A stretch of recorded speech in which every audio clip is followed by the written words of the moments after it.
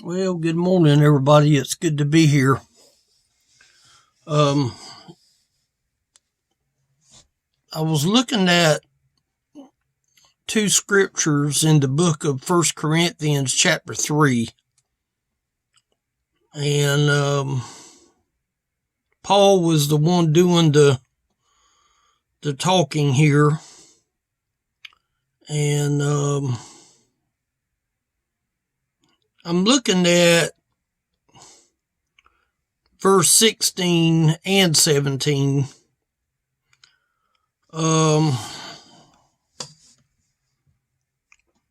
It says in verse 16, "Know ye not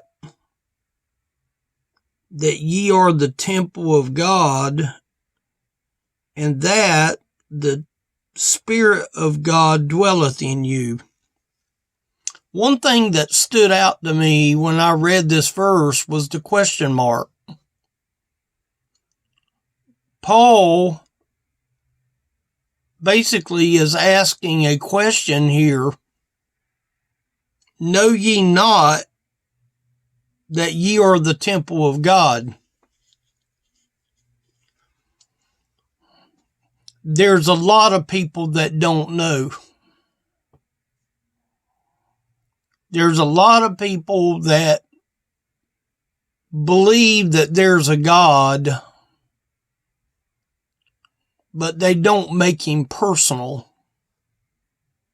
They don't make the Lord personal.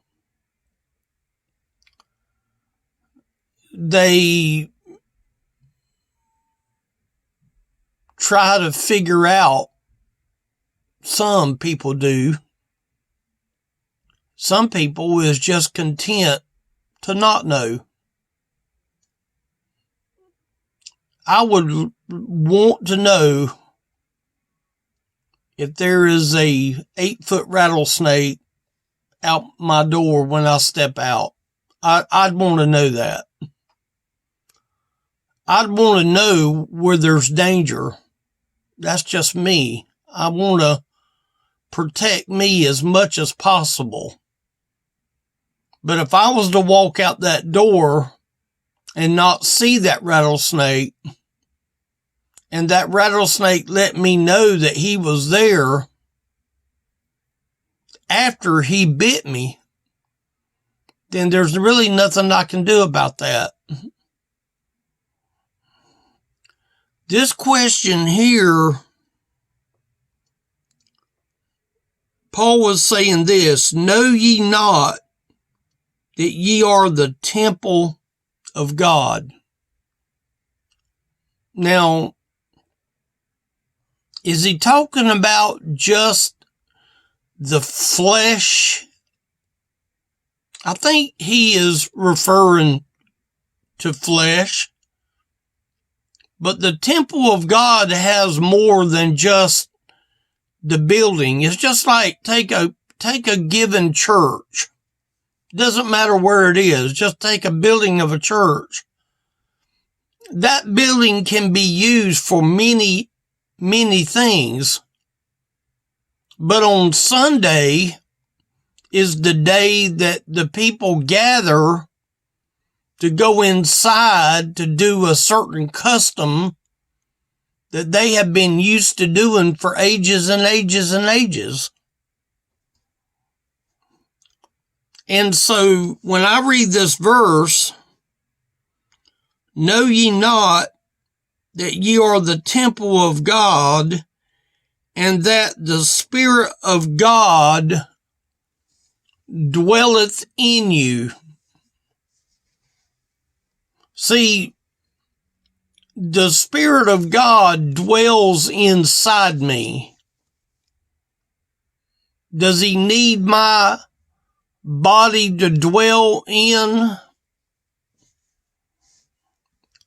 I think he's referring to the flesh body, but he's more referring to the Spirit. If you look at that verse again, "Know ye not that ye are the temple of God, and that the Spirit of God dwelleth in you?" You know, I'm in a little room that is probably not maybe 10 by 6 at the very, very most. It's not that big, really. It might be 10 foot long. It might be 6 foot wide. But I'm dwelling inside this room. I'm dwelling in the room. So what Paul is saying here is he's asking a question, and I believe he's asking the question to not just to the Corinthians. He was asking the Corinthians back in his day, but who is he asking the question to today? Know ye not that you are the temple of God, and that the Spirit of God dwelleth in you? There's people that do not know the Spirit of God. You can't see the Spirit of God. You can't reach out and touch the Spirit of God.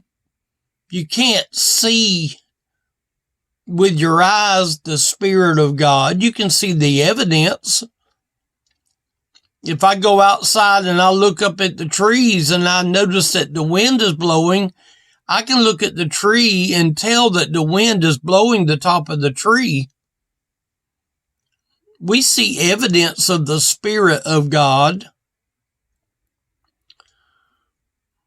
And the question that maybe I'm asking today is, does people really know that they have the Spirit of God? I'm talking about with salvation inside them, knowing that the day will come one day that we will die. I think the question that I probably could ask most anyone, what happens when you die? What happens to your body when you die? What happens then? Does it just go to the ground and lay in the ground? I think what Paul's saying here is that the Spirit of God dwells in you if you are born of God. And that's what he's saying. But you have to tie the next verse into this. You have to tie the verse of what it says next, because he's assuming in the question that he wants us to know whether we have the Spirit of God. And just to be totally honest, there's a lot of people that have no clue. They see themselves as religious. They see themselves as going along to get along. They see themselves as being a good person. And so therefore we just think that, God is just going to have mercy on me because I'm a good person. There's not one good person in heaven today that got there by being good. They got there by the Spirit of God being on the inside of them. And that's where the disconnect is, because in the next verse, if any man defile the temple of God. Now we think of defile as something that is a stained up garment, that a garment is defiled.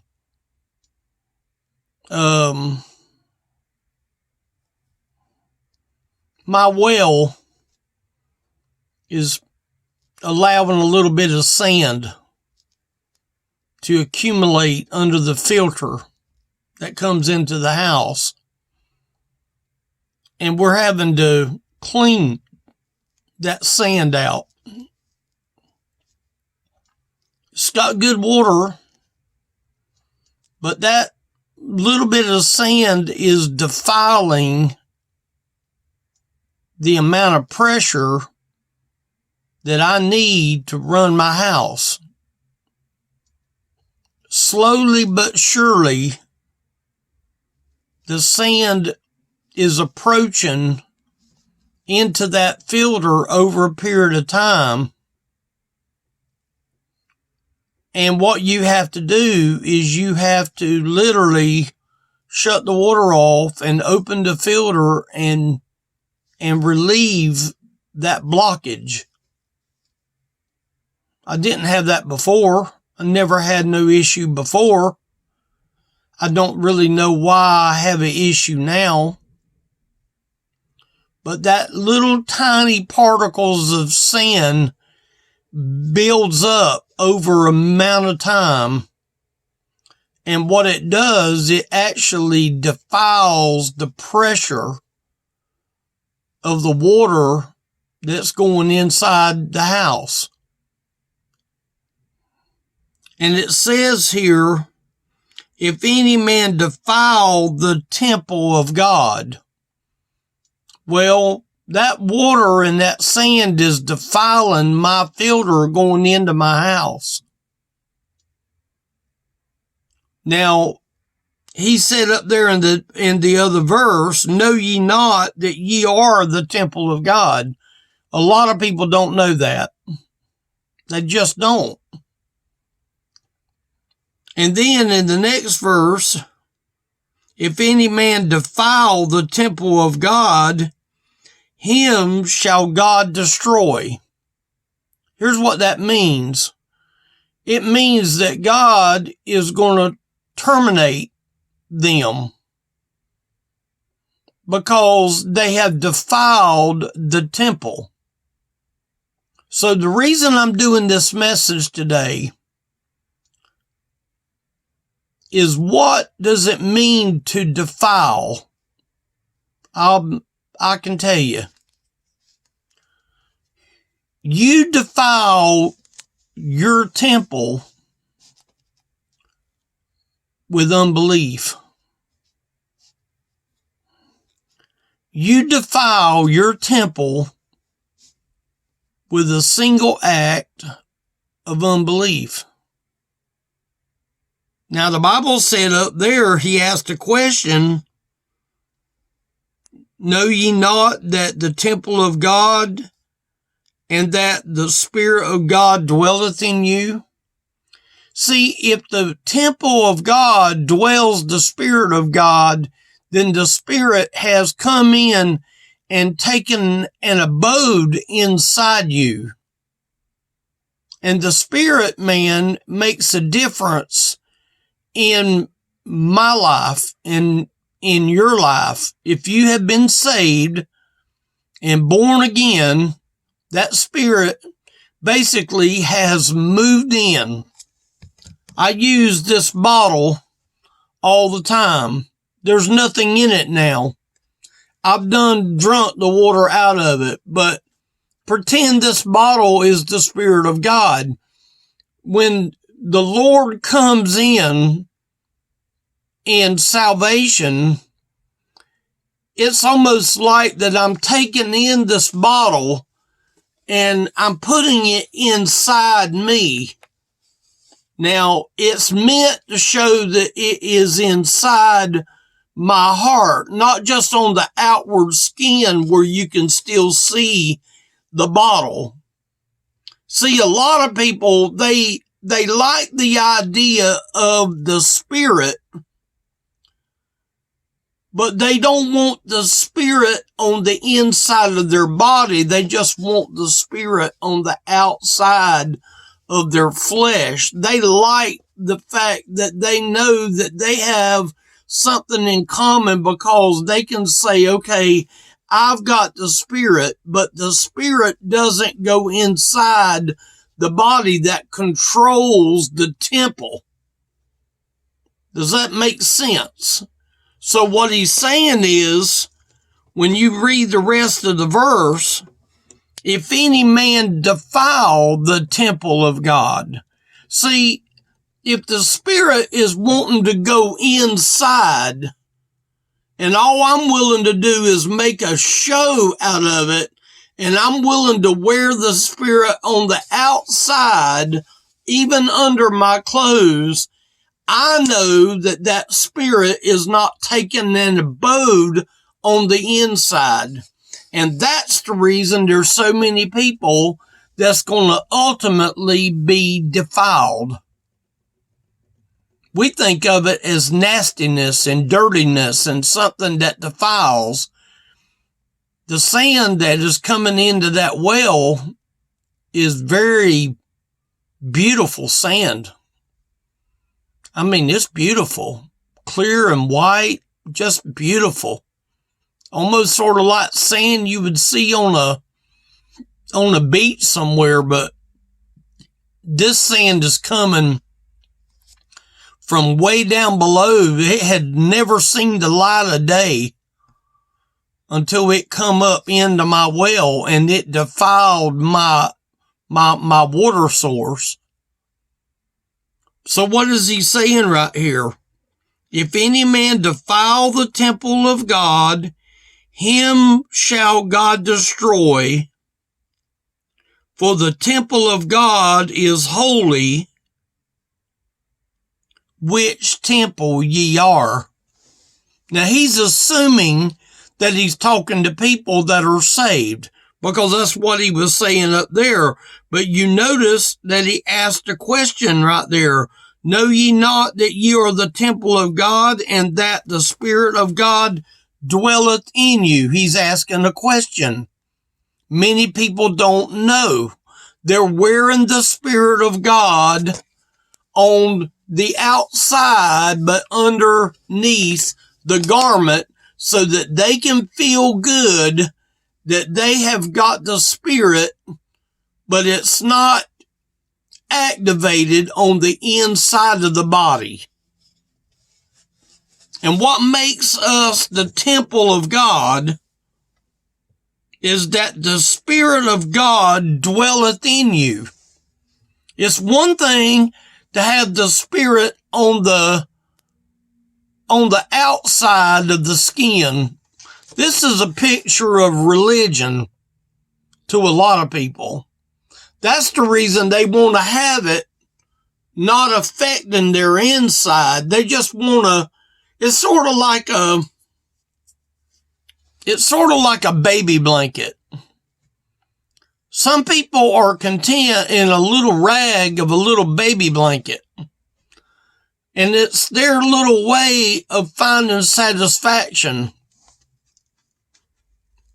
But they don't have the Spirit of God on the inside.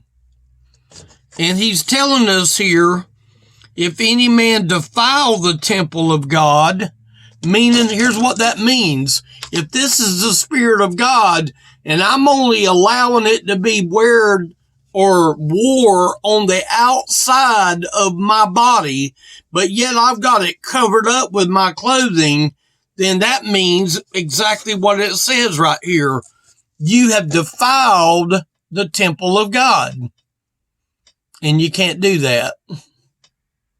Because he says here, if any man defile the temple of God, him shall God destroy. For the temple of God is holy, which temple ye are. You a temple. You might not realize it, but you can be a temple that is unholy, or you can be a temple that is holy, and you have to make that call.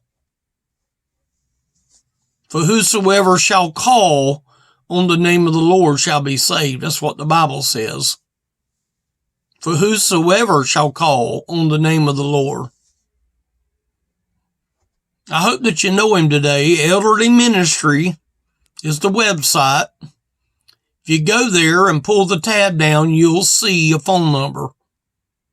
And you can call that number, and I'll be glad to talk with you.